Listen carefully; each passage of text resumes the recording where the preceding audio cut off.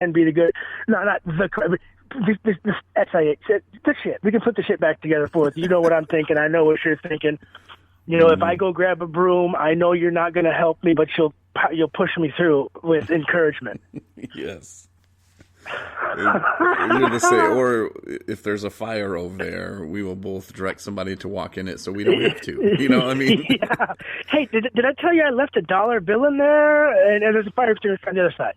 Okay, now they're calling the fire department. We're good. We can go now. You know, like, yeah. Now they're calling them. So we didn't have to do anything, but we did something. And then we'll justify it to ourselves. Like, no, if it wasn't for us telling that guy to go in there, the other person would have seen the guy going in there, and nobody would have called the fire department. It would have burned down the whole block. So, yeah, that one person had to, get burnt. But, what he said.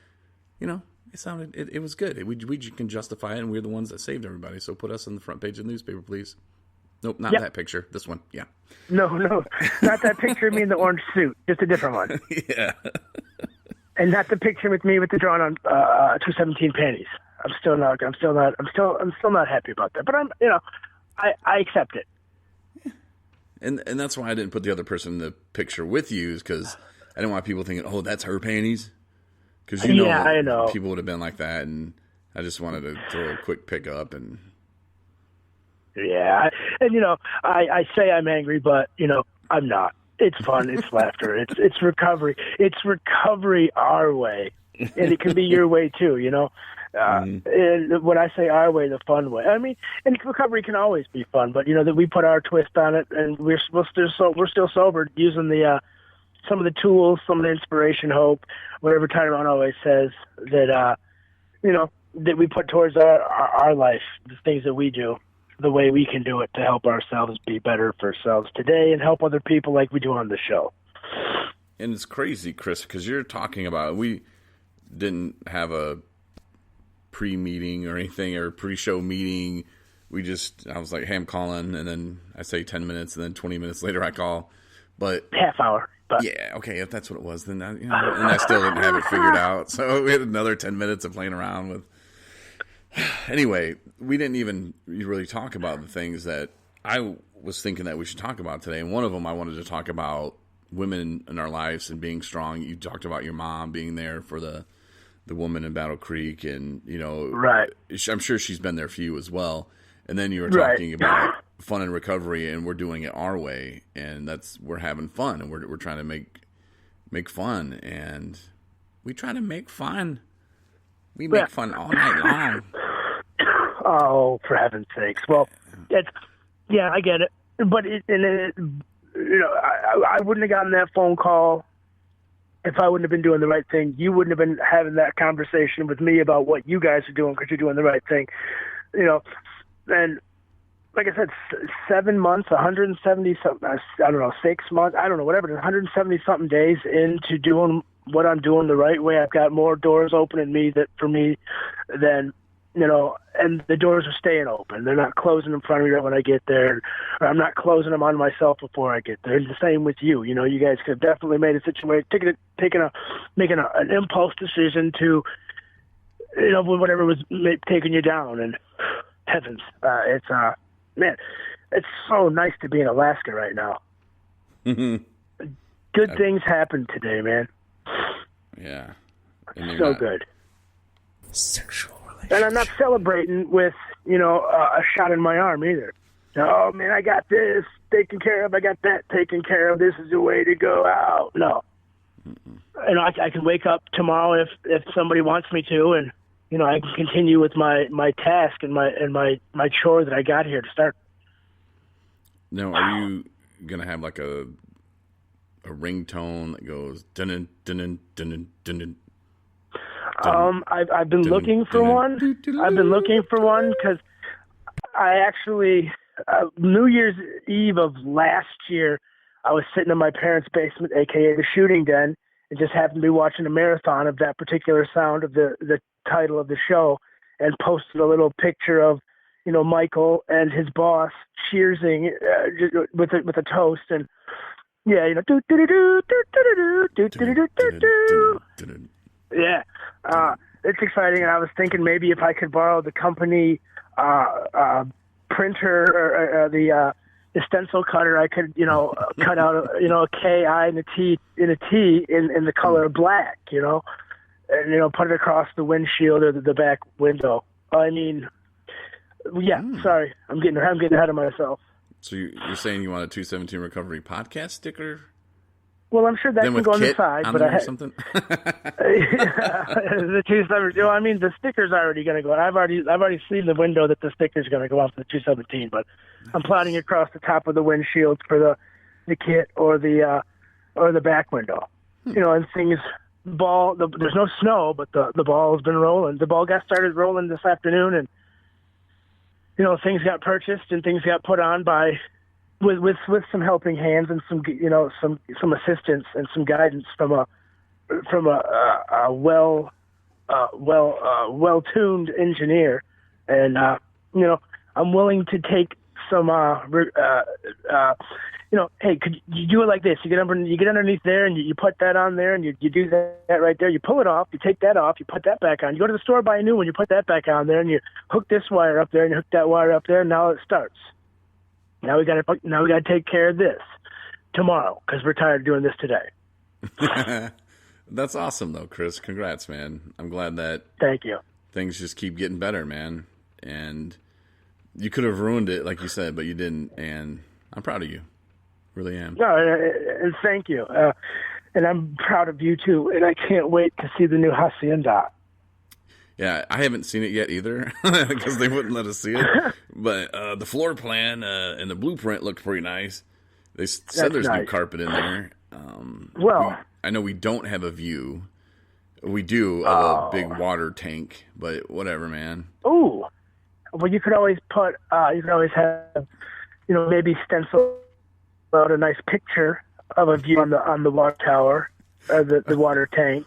And when you open your window, you can do that. What we can do, Chris, and this is a brilliant idea that you just you had there, and they did it in Dallas. This building that they were going to blow up is just an eyesore. Well, they hired some half-ass company to do it, so they went to demolish it with this dynamite. It just kind of just leaned over, and then they said it was hazardous, too hazardous to blow up again. So they just had to bring out this little wrecking ball, and they had, like they say, the smallest ball that they've ever seen. And so this thing is out there for 2-3 weeks just trying to knock this building down, and it was comical. But while they're doing that, the casino hired this advertising company to go out there, and they, from across the street, shot a logo onto it and said, "Come play at our casino. You'll have better luck than these guys did." Which is hilarious. But yeah, we could shine something onto the big eyesore, 217 Recovery or whatever, man. Oh man, now you're getting free ads. Yeah, and what are they going to say? You can't do that? What do you mean I can't do that? It's there. I don't even know what you're talking about. Is there a law against that? Like the bat sign. Yeah. Shoot. It's there now. It's not. Yeah. Wait, who did that? Now, me. Mm-hmm. Track it. Now you're looking. What are you looking for? I don't know what you see. What do you see? I don't know. Oh man. Man, the thing, it's kind of good that we're in a separate city now, because with our powers combined, we were in the same city. Blessed to be in the same city for a pretty good amount of time. But the sun's coming out, the snow's gone. Things could have probably gotten potentially, I won't say dangerous, but there would have been probably 217, like those, they put for governors and presidents in every yard, the 217 bandits been placing, stuff in the front yards. Tyrone's picture on it. Oh, gosh. I seen Tyrone wearing a new shirt today, and not a new one, but one of his new to me, new to us, old to him, new to me, just with his bright, shining face on it, and it I love it. I love it. It's hysterical, and the man is so proud to wear these articles of clothing. I think if he actually would wear one, he could have one Monday through Sunday. 217 article of clothing. I love it. Tyrone wears his 217 Recovery shirt, and of course we have his face on it. And he wears it around, which is, some people are like, wait, Are you wearing a picture? Is, is that a shirt of you? Is that you? Is that a picture of yourself on your shirt? It's like, hell yeah, it is. Absolutely. Like, 217, my buddies. But yeah, so we'll have to do that, and you'll like the new place, and I'm excited to have you guys come down to help us, and Monday we'll come get you, and try to get you back on time Tuesday. Yeah, I know. Otherwise, I turn into a pumpkin. Mm-hmm. But earlier, a pumpkin that paid, though. Hell yeah. Sorry. Yeah. Earlier, though, when you were talking about your mom and stuff, and I wanted to kind of talk about my mom, and I talk about her every episode, it feels, but when I had that feeling of appreciation for it, and like I was proud of her for not giving up, and then I just started thinking about how my mom never gave up on me, and Marty and I started talking about that, and I would talk about, like we're saying it's going great right now, and we're making the right choices now. There was how many times where we didn't make the right choices and we ended up right back on our face. And, every time my mom would come to the hospital, man, and she'd be there, and her first reaction was anger. And then, it was more anger. And, and then it was like, just like I broke her heart almost. And then it became more and more like she learned along the way. And I put that woman through hell, man. But oh yeah, she can look at it too and go, I grew as a mother, she grew as a mom, and people come to her now sometimes and will ask, and when she says, hey, my son's in recovery and he's doing great, oh my gosh, because everybody knows somebody who has a problem with something, and when you get drugs involved, it's just a whole nother ballgame, really. But so she can actually have those skills that I blessed her with, but yeah, right. But seeing her in the hospital every time, and I told Marty that my stepdad, like, he would kind of come at first and was like, yeah, and then his reactions were different. They're angry, pissed, like he wanted to punch me in the face, and you breaking your mom's heart. How can you keep doing this? And then it got to the end where I remember I was in my apartment and he was there with me, and we were just sitting there alone, and I looked at him and I was like, Mike, I don't want to do this, man. Like, trust me, this is not my definition of fun. I don't drink for fun. And he just looked at me and he's like, I know, Corey. And he's like, I wish there was something that I could tell you. And, but there's a way for you to get better. And he's like, I wish I could tell you the answers, but I don't know them. But it went from, being mad and not understanding it all to just kind of, nothing I can do. I mean, what am I supposed to do to, okay, like this is bad, and he's going through it, but he didn't think I was a bad human anymore. Like, I think there were some times where he hated it, man. And right. It's like, as you say that story, like with my mother, our parents learn along the way. Unfortunately, it took us a little longer, but they learn along the way that, okay, he's not doing it for fun. He's not doing it, to piss me off. He's not doing it for this. He's got a problem. I need to understand that problem. The more, and unfortunately, like you say, we taught them, the more understanding they were. It's a give and take. We took a lot from them, but they still gave. They never gave up on us. Mm-mm.